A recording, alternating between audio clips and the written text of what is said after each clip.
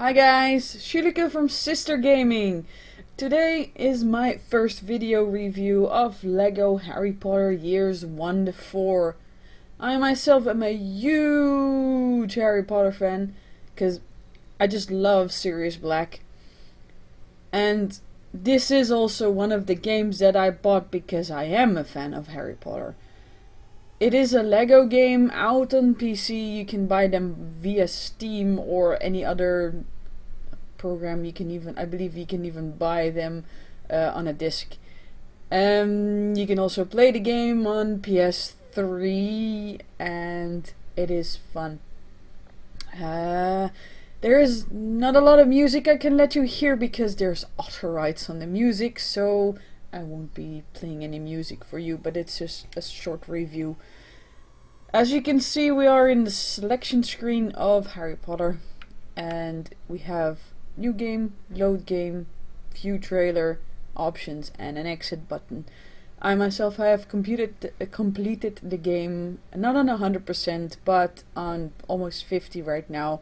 It took me 8 hours to do, and it can take me even longer to get everything complete because there are a lot of challenges in there. In the option menu you only have 3 options, which is control configuration. I play with my Xbox controller on my PC, and you can also play with your keyboard, or if there is a second player, with another controller. You have video settings, which are very minor details, like your screen resolution, if you play with the widescreen or not a widescreen, and vertical sync if you need more quality or less quality, because I think you can play this game on even older PCs, because it is, what you can see, it is a very easy game to play. It does not ask a lot of your video card, so it is also a good game you can play with children because it's not violent. If there's any violence, you'll see him turning red when he gets hit, or you see ice cubes on the pixies which you vanish that go away in your screen. So it's not really violent with blood splatters and stuff like that.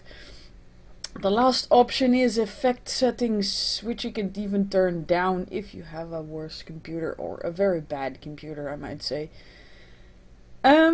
I will load the game so I can show you some. Like I said, it took me 8 hours to complete it to 23 to 28%. There are challenges. There are 167 characters you can get. This is everything you actually need to complete if you want to complete it 100%. Me as an achievement hunter, I want everything on 100%, but it'll take me very, very long. That's good. If you look at the whole Harry Potter scene, right, it's 7 books, 7 really, really thick books. Very, very detailed. Then you have the movies, which are 8 movies. So you get from a lot of details. You go from even smaller details, because you can understand that if you want to make a movie out of a very detailed book, it'll take you less than, I think, a movie of more than a day just to do it, or maybe the whole year, as in the book. Okay, of course, the book you'll see it is like literally a whole year that's there, because, well, not a year, but a school year. So they deduct details to get it to a movie of a maximum 2.5 hours. What they did here with the Lego and all the things, they put 4 books and 4 movies in one game. So you go from big details to less details to even lesser details. So they have to build in a lot of challenges, jumping, puzzles, etc. But what I love about it, it is still recognizable. Right? You start off the game as Harry Potter in the selection screen together with his friend Hermione in, as you can see, the Leaky Cauldron. Leaky Cauldron is the area where all the selection screens are. Like, here you can choose what scenario you want to play. Here you can go to Diagon Alley. Alright, Diagon Alley, which is so very recognizable, with Professor Quirrell, Draco, Hermione, look, Professor Quirrell, and all the shops that you read about in your books. You can even go into Gringotts, and I'll show you this. So you have the minecart ride, whee, with grip hook. So you have the vault, as you can see. You can open the vaults and you can go outside again, because if I turn this up, it'll take even longer. In these stores there are options where you can buy red boxes, you can change your clothing of your characters, change the appearance of them, and well, it's just a collection of, well, crystals, coins, how do you want to call them, it doesn't really matter. Wow, I'm umming a lot today, sorry. Selection. We'll play something which is nice and fun. I'll show you this one. Gonna replay the story so you can see that there are scenarios that you can recognize.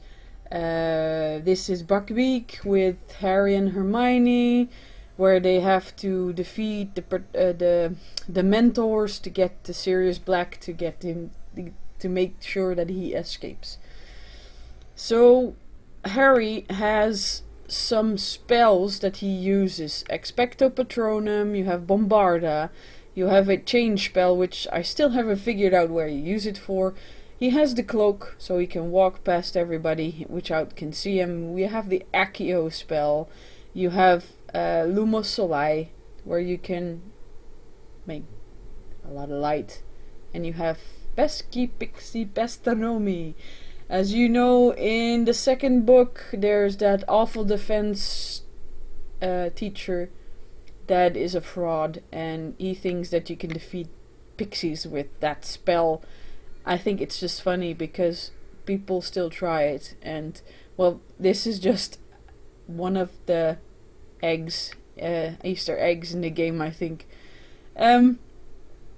Jumping, shooting, the spell, bubbling. Oh, this is the pesky pixie thingy. If I do that on a pixie, it turns into ice, and you can blow up the ice. Well, vanish the ice, actually. You can switch character, whom you can change as well. If you play it on free play.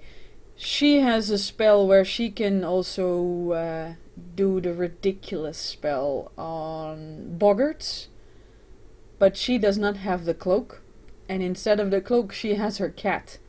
And in the two early years, Ron has the rat, which is of course a animagi, but you can still use him. There is still an empty one here. Like I said, I haven't figured it out yet which spell I'm missing for her. And you can also play with teachers when they're there, and if you play free play you can do all the things. Yeah, what else can I say? We'll blow up some thingies. You can see if we use the Bombarda.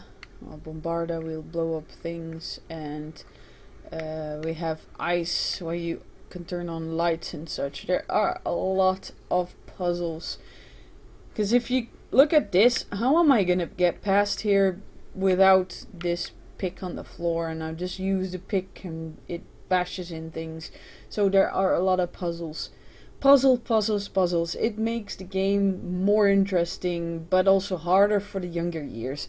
They say you are allowed to play this game from Peggy 7, but I wouldn't let my 7-year-old play this if I had children, because it's really complex, and I think that this game can frustrate children, and if children get frustrated, they're gonna scream and throw with everything around them. Well, you know, controllers are very expensive. Don't throw them around, so that's why I wouldn't let my 7-year-old play this if I had children, which I don't, of course, not yet, but might someday. I don't know. We'll see. So this is actually a little bit of what you can see. You see I have 4 lives, I have coins, the spell, who I am, and the second character is in the top right of the screen. There's nothing really else there is in this game, so we'll go back to the leaky cauldron and exit without saving, because this is like the whole game. It is collecting those coin thingies, collecting characters, which you can get by saving characters or just to find them in the levels. And those things also give you the golden things, the golden blocks at the end of the at every end of the storyline mission. You also need to collect the crests and the red cubes, and all of that is 100%. So even if you use less details from the movie and from the books to make a game, you can still make it very big, very interesting, and also for grown-ups, because face it, we as gamers are achievement hunters, and this is literally something that you want to do if you're an achievement hunter. This was a very short review of my insights on Lego Harry Potter Year 1 to 4. I really hope you like it. In a few weeks there'll also be oh, sorry, my control just turned off. Anyways, in a few weeks there will be a review of years 5 to 7 as well on the GameCube, and I do hope you liked it. So this was Julike from Sister Gaming. Catch you later, guys.